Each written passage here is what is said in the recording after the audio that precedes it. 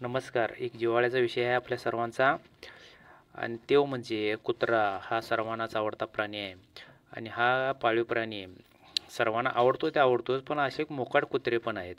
ते न बाळगता सुद्धा इतर लहान मुलं म्हणा, आपण जे खायला प्यायला टाकतो घरात राहिलेलं म्हणून ते आपल्यावरती सदानकदा थोडेसे प्रेम करत असतात, आपल्याविषयी असतात, त्यांच्याविषयी निर्माण झालेले असते.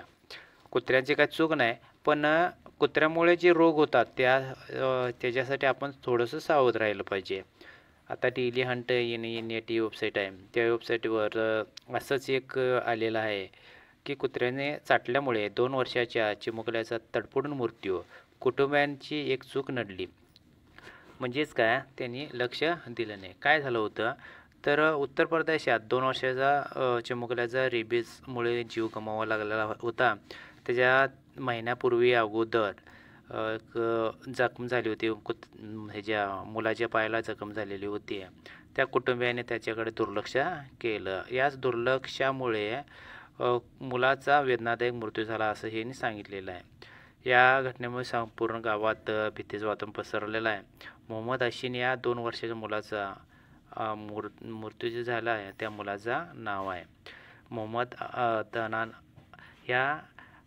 त्याच्या पायावर एक जखम झाली होती. या जखमेमुळे तो कुत्रा त्याच्या वासाने त्या मुलाच्या पायाला चाटले होत्या. ते कुत्रा कसा होता, काय होता ते त्यांना काही माहीत नाही, पण त्याने सांगितलं ते जखम चाटताना दिसलेला होता.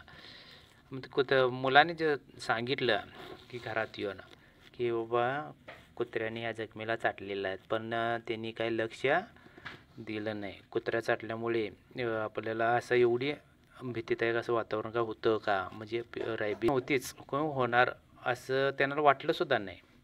पण पुढे काही 8 दिवसात त्याला हायड्रोफोबिया म्हणजे पाण्याची भीती, ती कुत्र्याची जी रेबीज जीवाणू आहेत, विषाणू जर शरीरामध्ये पसरायला लागले तर तो हायड्रोफोबिया म्हणजे पाण्याला भीतो. माणूस असू दे, जनावर असू दे, प्रथमतः पाण्याला भीतो आणि त्यानंतर पाण्यालाही भीतो. भ्यायला लागला आणि त्याची अस्वस्थता पाहून त्याने दवाखान्यात मुलाला नेले, पण तिथे त्याचा योग्य उपचार झाले नाही त्याच्यावरती.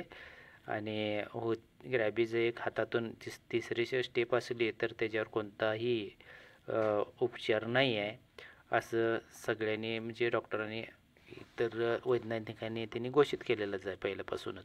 त्याच्या अगोदरच की नाही तुम्ही रॅबीजचे इंजेक्शन, किंवा कुत्रा जरी चावला असेल, काय तर मांजर कुत्रा जरी घरात चावला किंवा माकड चावला किंवा चुकून चाटलं जरी असेल तर जखम जर असेल अंगावरती, त्याच्यावर दुर्लक्ष करू नका. लगेच अँटी रेबीज लस घ्या असंही ह्या लेखातून दिसत आहे.